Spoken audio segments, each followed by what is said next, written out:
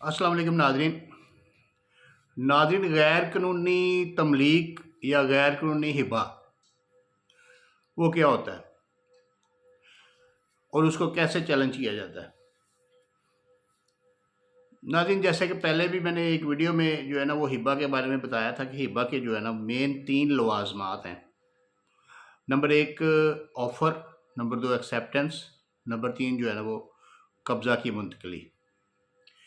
Offer करेगा, जो जो हिबा कर रहा है वो ऑफ़र करेगा, जो हिबा कबूल कर रहा है वो उसको कबूल करेगा और बाद में कब्ज़ा ट्रांसफ़र होगा। अगर तीनों लवाज़मात पूरे होते हैं गवाहों की मौजूदगी में तो फिर हिबा कन्फर्म है। और तमलीक भी तकरीबन इसी को कहते हैं, क्योंकि थोड़ा बहुत डिफरेंस है, वो उसमें मैं अभी नहीं जाना चाहता। लेकिन अभी हमने ये देखना है कि तमलीक जो है वो गलत कौन सी होती है और उसको कैसे चैलेंज किया जाता है। अक्सर व बेशतर जो है ना वो केसेस इस किस्म के आ रहे हैं, सिविल मैटर जो विरासत के मामलात हैं, कि लोग जब देखते हैं कि विरासत को चैलेंज करना है तो उनको इल्म नहीं होता कि वो विरासत को चैलेंज कर रहे हैं या तमलीक को चैलेंज कर रहे हैं। क्योंकि ज़्यादातर भाइयों ने पुराने वक्तों में इस किस्म के फ्रॉड किए हैं बहनों को अपनी जायदाद से महरूम करने के लिए, कि पहले वो वालिद से या तो खुद तमलीक करवा लेते हैं, और अगर उनको कोई डाउट होता है कि ये चैलेंज हो जाएगा तो फिर पहले वो अपनी बेटियों को, जो बंदा अपनी बेटियों को तमलीक करता है, बेटियां जो है अपनी माँ को तमलीक करती हैं और माएँ जो हैं वो अपने बेटों को तमलीक कर देती हैं। यानी कि आज आके वो उधर ही जाती है, सारी प्रॉपर्टी जो है ना भाइयों को जाती है।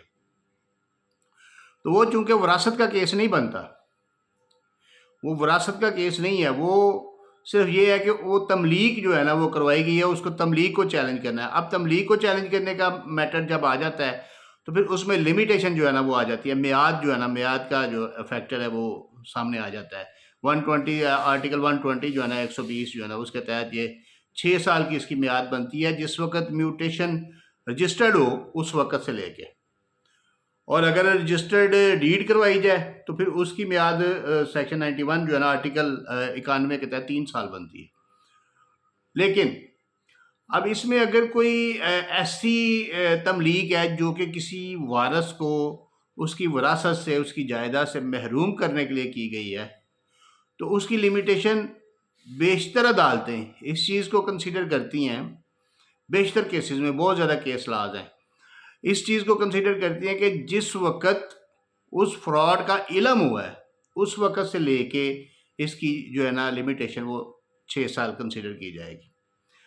अब ये है कि उसका इल्म कैसे हुआ, ये इसको साबित करना है कि कैसे हुआ। अगर तो उस 6 साल से पहले उस बंदे ने, जिसने चैलेंज किया, उसने कोई फ़र्द वगैरह ले लिया है या कोई किसी किस्म का कोई इंतकाल चढ़वा लिया है, या वो पटवारी के पास यानी कि उसका जाना प्रूव हो जाता है, तो फिर तो उसकी लिमिटेशन चालू हो जाएगी, वो ख़त्म हो जाएगा। इसलिए जिस वक़्त भी किसी तमलीक को चैलेंज करना है, उसको विरासत समझ के चैलेंज नहीं करना, उसके इंग्रीडिएंट्स देखने हैं, उसको अपने लेवल पे देख के उसको चैलेंज करना है। अक्सर हम देखते हैं कि 1950 में ये विरासत हुई, ये ऐसे हुआ, ऐसे हुआ। विरासत और चीज़ होती है, तमलीक और चीज़ होती है। तो तमलीक को चैलेंज करने के लिए डिक्लेरेटरी सूट आपने करना है, सिविल कोर्ट में चैलेंज करना है। तमलीक जो है वो उधर रेवेन्यू में चैलेंज नहीं होगी। विरासत की दुरुस्तगी रेवेन्यू कोर्ट में हो सकती है। जो तमलीक की जो चैलेंज है वो रेवेन्यू कोर्ट में नहीं होगा, वो सिविल कोर्ट में होगा और बदरिया दावा होगा। दावा डिक्लेरेशन इस तकरार हक बाबत मनसूखी इंतकाल तमलीक, वो जो भी नंबर होगा वो लगा के तो आपने उसको चैलेंज करना है। शुक्रिया।